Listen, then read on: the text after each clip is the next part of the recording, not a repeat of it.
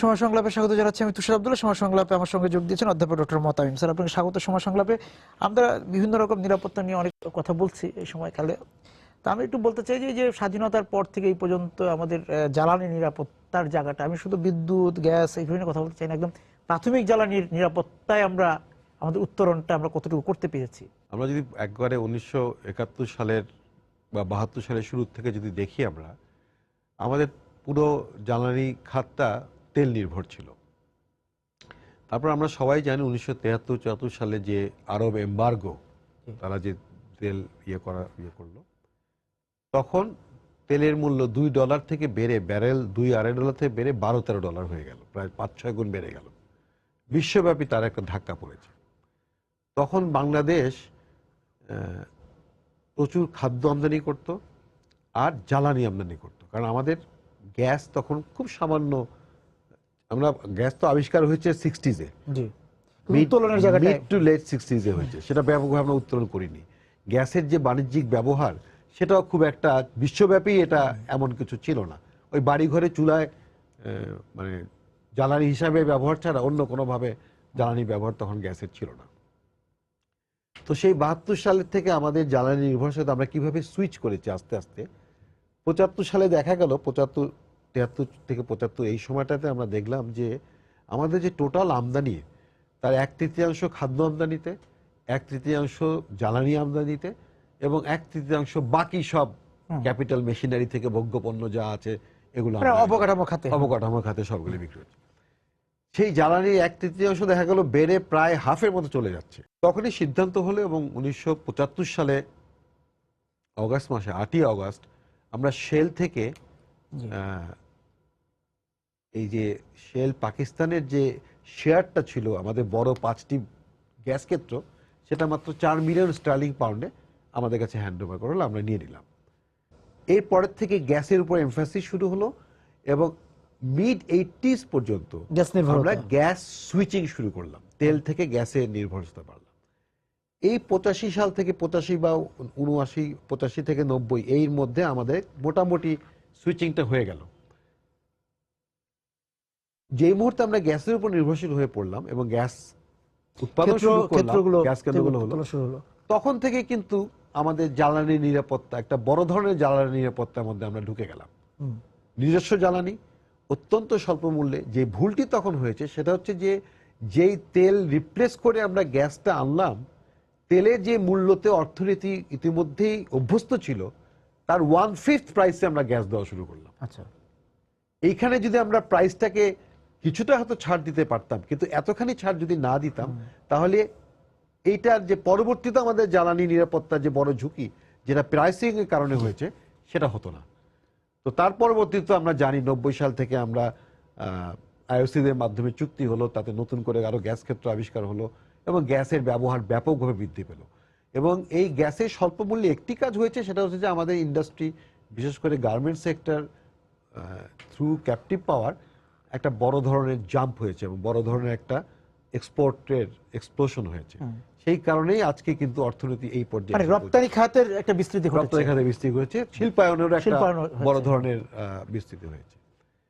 তো কিন্তু আমি যেটা বলেছি যে প্রাইসিং ঠিক মতো না করাতে এটা ব্যাপক অপচয় এবং অপব্যবহার হয়েছে।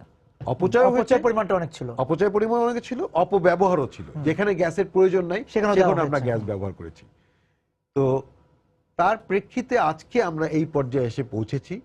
তো কিছু কিছু নীতিগত বা পলিসিগত ভুলের কারণে, দূরদর্শনের অভাবে আজকে আমাদের এখন আবার জ্বালানি নিরাপত্তার হুমকির মধ্যে আমরা পড়েছি। কারণ গ্যাস শেষ হয়ে গেছে, আমাদের যে চাহিদা আছে সে অনুযায়ী আমরা গ্যাস পাচ্ছি না, যে কারণে আজকে আমাদের এই অবস্থা। কিন্তু পলিসিগতভাবে দীর্ঘমেয়াদে যদি আমরা চিন্তা করি, তাহলে জ্বালানি নিরাপত্তার ব্যাপারটা আমাদের এখনই আবার চিন্তা করতে হবে, যেটা আমরা এখন আবারও আমি মনে করছি কিছু ভুল আমরা করছি, যেটা ভবিষ্যতে আমাদেরকে এটার জন্য পে করতে হবে। না, এই যে বিদ্যুতের যে সংকটের মধ্যে আমরা পড়ে যাই, সেটার একটা প্যারাসিটামল চিকিৎসা আমরা বলতে পারি যে এই যে তেলভিত্তিক বিদ্যুৎ, হ্যাঁ। কিন্তু এই যে দীর্ঘমেয়াদে তো এইটা তার মানে কি হলো, আমরা প্রাথমিক জ্বালানি, নিজস্ব প্রাথমিক জ্বালানি বাদ দিয়ে আমদানি নির্ভর প্রাথমিক জ্বালানি, তাও একটা ভোলাটাইল প্রোডাক্ট, যেটা কিনা উঠানামা করে ভীষণ দাম, সেটার পিছনে আমরা চলে গেলাম।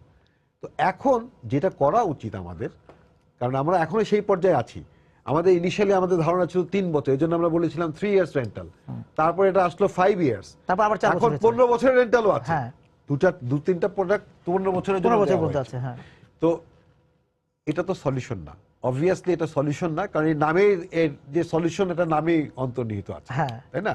আমি যদি বলি 3 ইয়ার্স 5 ইয়ার্স, তার মানে আমার এটা 3-5 বছরের স্টপ গ্যাপ সলিউশন। হ্যাঁ, তো আমাদের দীর্ঘমেয়াদে সাশ্রয়ী, তো এই সাশ্রয়ী বিদ্যুৎ উৎপাদনে বর্তমানে যে বিদ্যুৎ উৎপাদন যে মানে সংকটটা আমাদের আছে, বিদ্যুৎ উৎপাদনে এই মুহূর্তে অত সংকট নেই, কারণ আমরা প্রায় 30-35% জ্বালানি তেল নির্ভর বিদ্যুৎ উৎপাদন করছি, এবং তেলের মূল্য কম হওয়াতে আমরা কিছুটা স্বস্তিতে আছে এখন।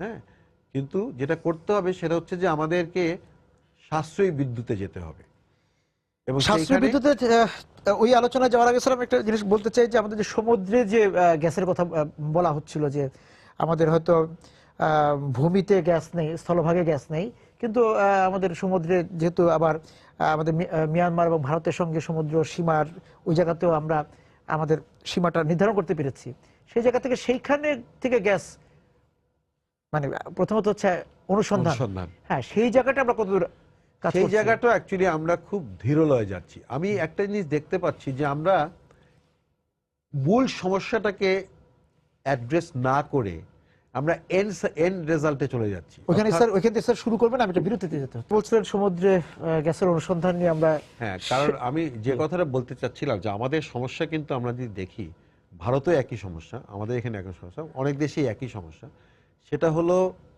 সাশ্রয়ী প্রাথমিক জ্বালানি সরবরাহের নিশ্চয়তা এবং অর্থায়ন।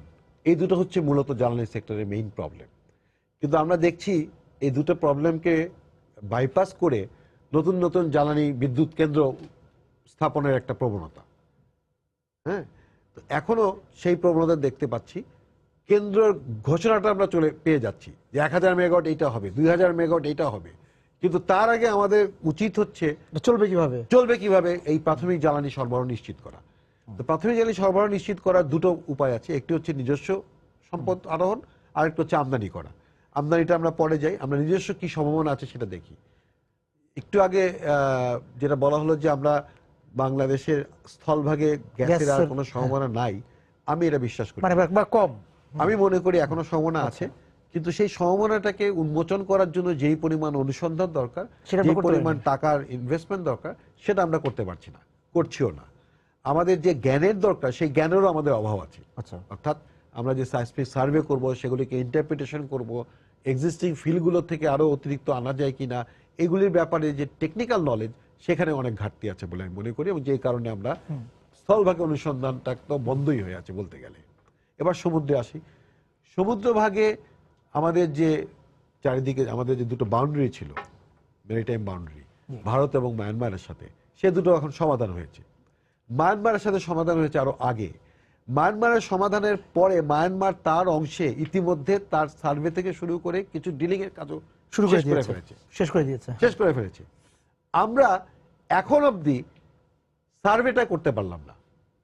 এই বছরের শুরুতে মাল্টি ক্লায়েন্ট নন এক্সক্লুসিভ সার্ভের জন্য আমরা টেন্ডার করেছিলাম, সেখানে 5টি কোম্পানিকে সিলেক্ট করা হয়েছে। সেখান থেকে একটা সুপারিশ কমিটি করা হয়, যেখানে বিভিন্ন বিশেষজ্ঞ, ঢাকা বিশ্ববিদ্যালয়, জিওলজি ডিপার্টমেন্ট থেকে, পেট্রোলিয়াম ডিপার্টমেন্ট থেকে, প্লাস বাইরের অন্যান্য জায়গা থেকে, ইন্ডাস্ট্রির ভেতর থেকে একটা কমিটি করা হয়, করে এইটা মূল্যায়ন করে একটা সুপারিশ করা হয়। একটি কোম্পানিকে সুপারিশ করা হয়, কিন্তু দেখা যাচ্ছে যে কোনো একটা অদৃশ্য কারণে এটা মন্ত্রণালয়ে গিয়ে পুরো টেন্ডারটাই বাতিল হয়ে রিটেন্ডার করা হচ্ছে। আচ্ছা, আমাদের অফশোরে কিন্তু কাজ করার সময়টা সীমিত, সাধারণত নভেম্বর থেকে মার্চ এই সময়ের মধ্যে করা হয়, কারণ সাগর শান্ত থাকে, এই সময় কাজ করা যায়। এই বছর কিন্তু আমরা সেই সুযোগটা হারালাম, একদম পুরো হারালাম। অর্থাৎ আমরা আরো 1 বছর পিছিয়ে গেলাম শুধু সার্ভে করে তথ্য মানে সংগ্রহ করার ব্যাপারে। আগামীবারও যদি করতে চাই, সেই প্রস্তুতিও তো এখন থেকে নিতে হবে। সেই প্রস্তুতি এখন রিটেন্ডারে যাচ্ছে। এই যে ধীর লয়, তার মানে কি প্রাথমিক জ্বালানি, কিন্তু রেন্টাল পাওয়ার প্ল্যান্টের ক্ষেত্রে দেখছি আমরা যে দ্রুততার সাথে বিভিন্ন কন্ট্রাক্ট দিয়ে তাদেরকে দিয়ে দেওয়া হচ্ছে, কিন্তু যেই জিনিসটা দ্রুততার সাথে করা দরকার ছিল, সেখানে আমরা পিছিয়ে আছি। আমরা যে মানে তো আমাদের জ্বালানির নিরাপত্তার কথা যেটা প্রথমে আসছিল, জ্বালানি নিরাপত্তার কথা আমরা চিন্তা করি, আমি একটু আগেও বলছিলাম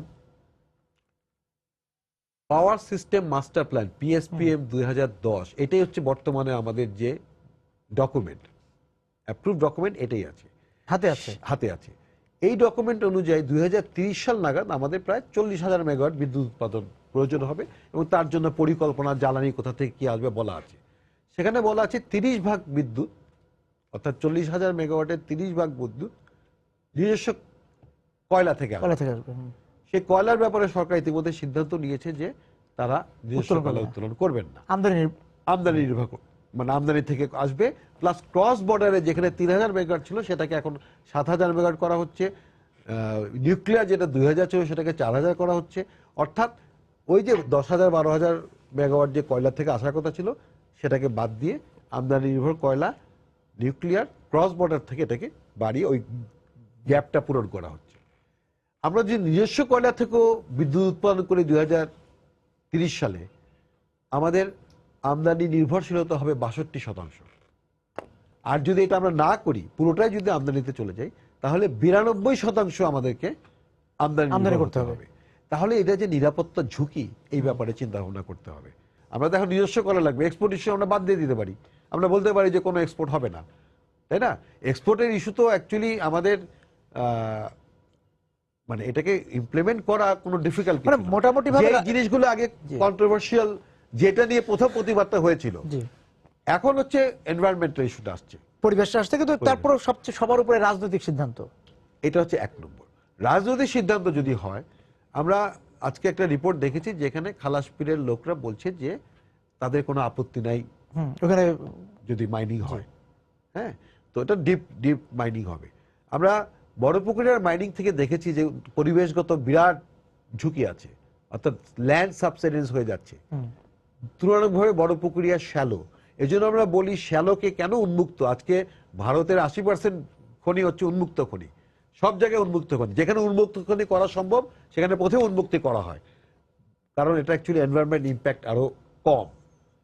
ডিপ বা আন্ডারগ্রাউন্ড মাইনিং এর ক্ষেত্রে যে ল্যান্ড সাবসাইডেন্স হয় সেটা আনইউজেবল ল্যান্ড হয়ে যায়, ব্যবহার করা যায় না।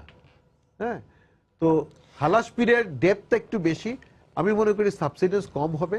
বাট সাবসিডেন্স যদি হয়ও, সরকার এখন থেকে প্রস্তুতি নিয়ে সেই খালাসপীর এবং দিঘিপাড়া আমরা করতে পারি। আমি একটু আবার স্যার ইসে যেতে চাই, গ্যাসেই যেতে চাই। আমাদের বিভিন্ন আঞ্চলিক যে পাইপলাইন আছে সেটার সাথে সংযুক্ত হয়েও নিরাপত্তার খানিকটা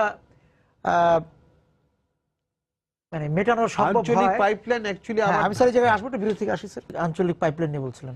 আঞ্চলিক পাইপলাইনে হচ্ছে যে আমাদের আশেপাশে অ্যাকচুয়ালি কোনো পাইপলাইন এই মুহূর্তে নাই।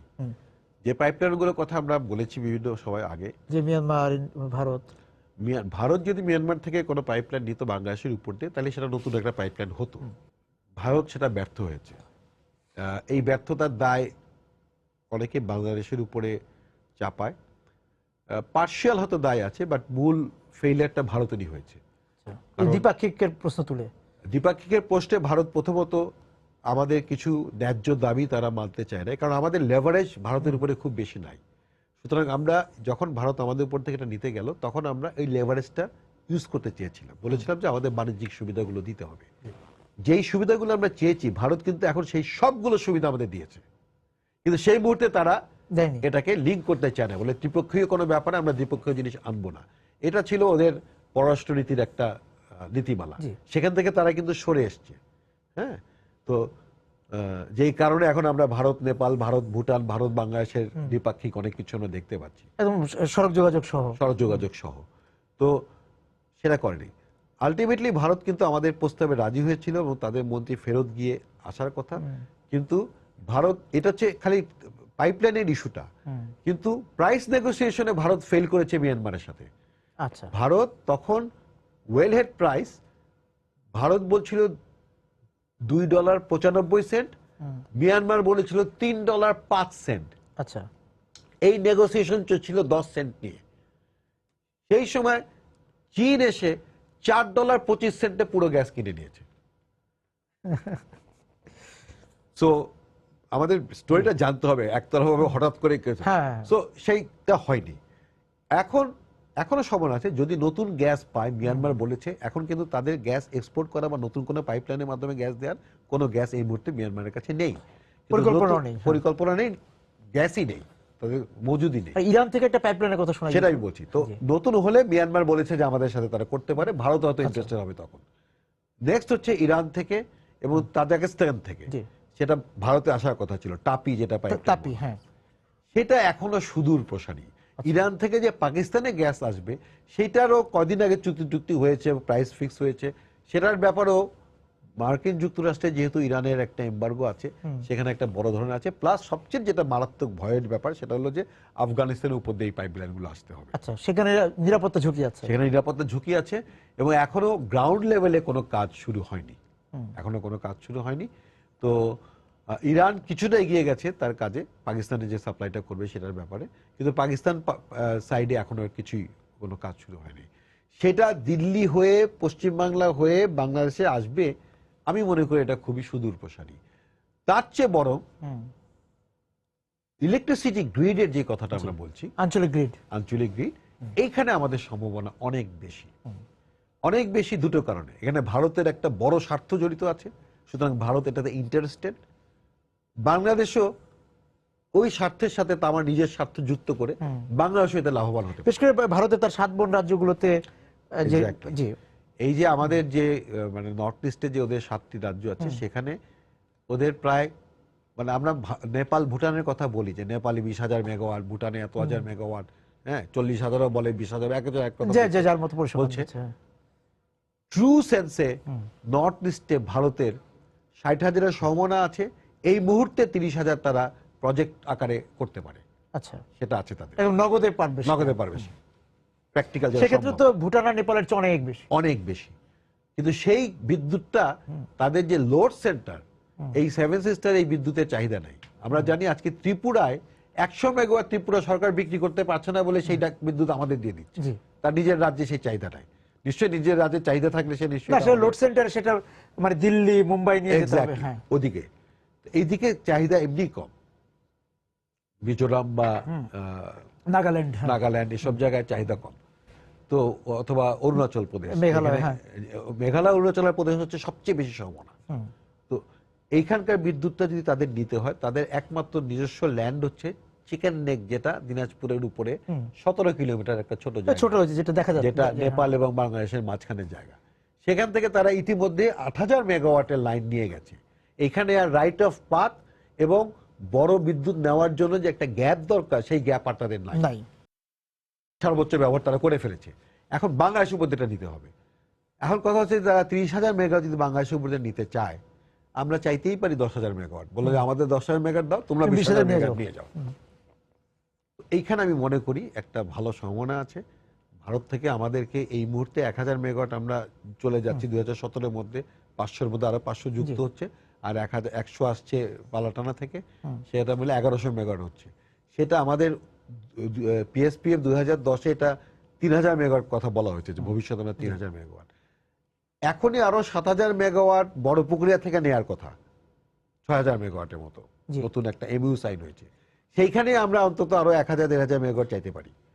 সেটা যদি আমরা চাই, সেই 2,500 এখনই পেয়ে যাচ্ছি। ভবিষ্যতে আরো যদি ওইসব হয়, সেখানে যদি আমরা ইনভেস্ট করি, তাহলে আমরা ডেফিনেটলি, আমি মনে করি, অর্থাৎ ইলেকট্রিসিটি গ্রিডে যুক্ত হওয়ার সম্ভাবনা হবে। এবং নেপাল ভুটান তো আছেই। আমি আবার বিদ্যুতে আসবো, তার আগে একটু এলএনজিতে যেতে চাই স্যার। আচ্ছা, সেগুলো নিয়ে যদি আপনি বলেন, যে সবাই এখন বলছে যে এই প্রাথমিক জ্বালানি ক্ষেত্রে এলএনজি একটা বড় সম্ভাবনার জায়গা। এলএনজি আমরা গ্যাসের ব্যবহার কোথায় হচ্ছে সেটাকে দেখতে হবে, এবং গ্যাসের মূল্যের ব্যাপারটাও আছে। গ্যাস এলএনজি এক সময় গ্যাসের আন্তর্জাতিক বাজারে এলএনজির মূল্য তেলের মূল্যের চেয়ে অনেক কম ছিল, অর্থাৎ প্যারিটি ছিল না। কিন্তু এখন তেলের মূল্য প্যারিটি তো এসছে, ইনফ্যাক্ট কিছু ক্ষেত্রে ইকুইভ্যালেন্ট প্রাইস ধরলে তেলের চাইতে এলএনজির দাম বেশি হয়ে গেছে কিছু কিছু জায়গায়। তো এটার 3 রকমের প্রাইসিং আছে এলএনজির। তো প্রাইসিং এর পরে আসি আমি, আমাদের যেটা দেখতে পাচ্ছি পরিকল্পনায়, আমাদের যেটা 2012 সালে আমাদের 500 মিলিয়ন ঘনফুট এলএনজি আমদানির ব্যাপার এসেছিল, তো সেটা হয়নি। What is that stake? আমাদের এটা স্টেকটা কি? আমরা যদি $15 ধরি, আজকে $10 স্পটে আমরা এলএনজি দেখতে পাচ্ছি, স্পট প্রাইস $10, কিন্তু দীর্ঘমেয়াদে চুক্তি করলে $15 নিচে আমরা চুক্তি করতে পারবো না। আজকে যদি আমি 15 বছর 20 বছরের জন্য করি, ফ্ল্যাট রেটে গেলেই তারা হায়ার প্রাইস করবে, কারণ তারা সবাই জানে, সব দেশই জানে যে আলটিমেটলি এগুলো মূল্য বাড়বে। আমরা বিরতিতে যাচ্ছি স্যার। এসে কথা বলতে চাই যে এই যে আঞ্চলিক গ্রিডের কথা বললাম, বিদ্যুৎ গ্রিডের কথা বললাম, সেই বিদ্যুৎটা তো আমাকে নিতে হবে। সেই জায়গায় আমাদের হ্যাঁ, আমাদের সঞ্চালন লাইনের সক্ষমতা, সেখানে আমাদের বিনিয়োগটা কিভাবে সরবরাহ লাইন, বলছিলাম যে আমাদের সঞ্চালন সরবরাহ লাইন, সেটা বিদ্যুৎ গ্যাস সব জায়গা থেকে, সেই জায়গাও তো আমাদের বিনিয়োগের দরকার আছে। সেই পরিস্থিতিটা তো খুব সুখকর না।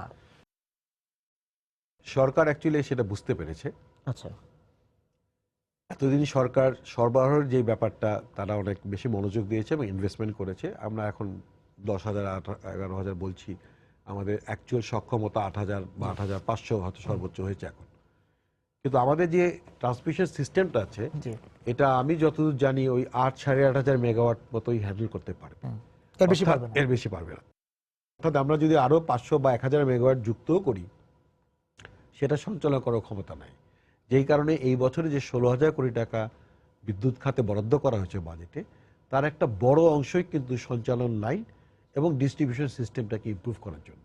তো এই মুহূর্তে ফোকাসটা সরকার আইডেন্টিফাই করতে পেরেছে এবং ফোকাসটা তারা ট্রান্সমিশন ডিস্ট্রিবিউশনে দিয়েছে। ইনভেস্টমেন্ট রিকোয়ারমেন্ট যদি আমরা দেখি, তাহলে আমরা দেখব যে $1 যদি আমি জেনারেশনে ব্যয় করি, তাহলে $1 আমাকে ট্রান্সমিশন ডিস্ট্রিবিউশনে ব্যয় করতে হবে। ওই $1 জেনারেশনের পাওয়ারটাকে ইভ্যাকুয়েট করার জন্য। তাহলে আমরা জানি 1,000 মেগাওয়াটে বর্তমানে যদি আমি রাফলি ধরি $1 বিলিয়ন, তাহলে এই 1,000 মেগাওয়াট বিদ্যুৎ যদি আমি বের করে নিতে চাই, আমার লোড সেন্টারে নিতে চাই, ট্রান্সমিশন লাইন এবং পরবর্তীতে ডিস্ট্রিবিউশনের জন্য আরো $1 বিলিয়ন লাগবে। এখন যদি আমার ট্রান্সমিশন লাইন এক্সিস্টিং লাইনে ব্যবহার করি, আমার রাইট অফ ওয়ে যদি অলরেডি থেকে থাকে, তাহলে হয়তো আমার খরচ কিছুটা কমতে পারে, হয়তো সেটা 800 মিলিয়ন হতে পারে। তাহলে আমরা যে এত বিদ্যুৎ উৎপাদনের জন্য যত খরচের কথা বলছি, আমাদের $10 বিলিয়ন লাগবে, $20 বিলিয়ন লাগবে। আমরা যদি আজকে 15,000 মেগাওয়াট করতে চাই, আমার $20 বিলিয়ন শুধু জেনারেশনে লাগবে, আরো $20 বিলিয়ন লাগবে আমার ট্রান্সমিশন ডিস্ট্রিবিউশনে সরবরাহ করতে। তাহলে আমি $20 বিলিয়ন জেনারেশনের সাথে আরো $20 বিলিয়ন ট্রান্সমিশন ডিস্ট্রিবিউশনের রিকোয়ারমেন্ট আছে আমার। তো সেটা এই জায়গায় একটু যোগ করতে চাই, শিক্ষা হচ্ছে যে আপনি তো নিশ্চয়ই দেখেছেন যে আমাদের এই যে সরবরাহ বা সঞ্চালন লাইনের জায়গাতে আপনি অপচয়ের কথাটা স্যার একটু বলছিলেন, বা অপব্যবহার, সেটা অনেকটাই হচ্ছে আমাদের রাজনৈতিক কারণে, মানে কিছু সিস্টেম প্ল্যানিং এ কিছু প্রবলেম হয়েছে। যেমন যেখানে সিস্টেম অ্যালাউ করে না যেখানে বিদ্যুৎ কেন্দ্র হওয়া উচিত না, আমরা দেখেছি রাজনৈতিক কারণে সিদ্ধান্তে সেসব জায়গায় বিদ্যুৎ কেন্দ্র হয়েছে, কারণ ওইখানকার এমপি স্ট্রং, উনি হয়তো পার্লামেন্ট এই এনার্জি কমিটির চেয়ারম্যান, ভোটের কারণে দেখা গেল যে ওইখানে বিদ্যুৎ কেন্দ্র করা হয়েছে। তারপরে সেটাকে অ্যাডজাস্ট করতে গিয়ে নানা রকম কষ্ট করতে হয়েছে, দীর্ঘদিন সেখান থেকে আমাদের গ্রিডে আসে নাই, এই ধরনের সমস্যা হয়েছে। তো এই জন্য আমরা বাড়ি বিদ্যুৎ দেওয়া, গ্যাস দেওয়ার জায়গাগুলো তো রাজনৈতিক মানে ইন্টারফারেন্স হয়েছে, এবং রূপান্তরিত প্রাকৃতিক গ্যাসের ক্ষেত্রে সেটা ঘটেছে, মানে সিএনজির ক্ষেত্রে স্টেশন দেওয়ার ক্ষেত্রে হয়েছে। একই জায়গায় যেখানে একটি স্টেশনের বেশি হওয়া উচিত না, সেখানে দেখা গেল যে 3টা স্টেশন হয়েছে। তো সেগুলো হয়েছে, কোনো সন্দেহ নাই, রাজনৈতিক ইন্টারফারেন্স হয়েছে। কিন্তু আমাদের যে সিস্টেম অপারেটর, সেটাও কিন্তু ইন্ডিপেন্ডেন্ট না। আমাদের যে এনএলডিসি, ন্যাশনাল লোড ডিসপেন্স সেন্টার, যারা অ্যাকচুয়ালি এটা ডিজাইন করবে যে কোথায় কতটুকু বিদ্যুৎ হবে, কোথায় কতটুকু আসবে, সেটাও কিন্তু ইন্ডিপেন্ডেন্ট না। হ্যাঁ, সেটাও পিডিবির একটি সাবসিডিয়ারি, মানে পিডিবি সাবসিডিয়ারি পিজিসিবি আন্ডারে একটা প্রজেক্ট হিসেবে এটা আছে। তো আমার মনে হয় এখন সময় এসেছে, যেহেতু আমরা ভবিষ্যতে বড় আকারে বিদ্যুৎ কেন্দ্র উৎপাদন করব, মানে বিদ্যুৎ কেন্দ্র হবে, সিস্টেম বেড়ে যাবে, আমদানি বিভিন্ন 3টা-4টা পয়েন্ট থেকে আসবে, ইম্পোর্ট আসবে, আমার মনে হয় ইন্ডিপেন্ডেন্ট সিস্টেম অপারেটর, এনএলডিসি কে ইন্ডিপেন্ডেন্ট সিস্টেম অপারেটর করা উচিত। একটা জায়গায় স্যার জানতে চাই যে আমাদের কারিগরি অপচয় যেটা, সেটা তো কমেছে, কারিগরি অপচয় কমেছে, চুরিও তুলনামূলকভাবে কমেছে, কোনো সন্দেহ নাই। এবং এটাতে আমি মনে করি টার্নিং পয়েন্ট ছিল ডেসকো। যখন আমাদের প্রথম ডিস্ট্রিবিউশন কোম্পানি দেশা করা হলো, দেশা অ্যাকচুয়ালি খুব একটা ভালো কাজ করেনি, তার থেকে ভেঙে গিয়ে ডেসকো করা হলো। DESCO made a drastic change in improvement in their efficiency, যেটা বাকি সবাইকে কম্পিটিটিভ করেছে। এবং কম্পিটিটিভ করার কারণে এবং আরো কিছু কর্পোরেশনের কারণে যেগুলো করে এখন মোটামুটি একটা পর্যায়ে এসছে, আরো সুযোগ আছে এটাকে বাড়ার, মানে এটাকে আরো ইমপ্রুভ করার সুযোগ আছে, তবে ডেফিনেটলি পারফরমেন্স ইমপ্রুভ করেছে। আমি যদি আজকে 1000 মেগাওয়াটের একটা বিদ্যুৎ কেন্দ্র, আমি যেটা আগেও একবার কোথায় জানি বলেছি আমার খেয়াল নাই, বাংলাদেশে একজন ইঞ্জিনিয়ার নাই যে কিনা একটা 1000 মেগাওয়াটের কয়লা ভিত্তিক নতুন আলট্রা ক্রিটিক্যাল মডার্ন কোল ফায়ার পাওয়ার প্ল্যান্ট প্রজেক্ট আকারে ইমপ্লিমেন্ট করে অপারেশনাল নিয়ে যেতে পারবে। সুতরাং এই জায়গা থেকে আমরা দেখারই দৃষ্টিভঙ্গি তৈরি করতে পারিনি। না, আমি মনে করি এখানে আমাদের একটা বড় ধরনের এবং প্রজেক্ট ইমপ্লিমেন্টেশন থেকে শুরু করে সবকিছুতে যে দীর্ঘসূত্রিতা, এই স্কিলের অভাবের কারণে এটা হচ্ছে। এবং সেটাই যে ইমপ্লিমেন্টেশনও পারছি না আমরা। আজকে রামপাল 2014 আসার কথা ছিল, 14 থেকে আজকে 16 হয়ে গেল, 16 থেকে 19 বলা হচ্ছে, 16 আমরা এখনো শুরুই করতে পারছি না। এর পিছনে স্কিল, ম্যানেজারিয়াল স্কিল এবং নেগোসিয়েশনিং স্কিল, অন্যান্য যেসব আছে। একটা কোল দীর্ঘমেয়াদে কয়লা চুক্তি করতে কোনো দেশ থেকে মিনিমাম স্কিল লোকদেরই মিনিমাম 1 থেকে 2 ইয়ার্স লাগে এটাকে ফাইনালাইজ করতে। আর আমাদের কথা তো। আপনাকে অনেক ধন্যবাদ আজকে আমাদের সঙ্গে যোগ দেওয়ার জন্য। দর্শক যারা ছিলেন সময় সংলাপের সঙ্গে এতক্ষণ, আপনাদের ধন্যবাদ জানিয়ে শেষ করছি আজকে সময় সংলাপ। দেখা হবে আগামী দিনে। সবাই সুন্দর থাকুন, নিরাপদে থাকুন।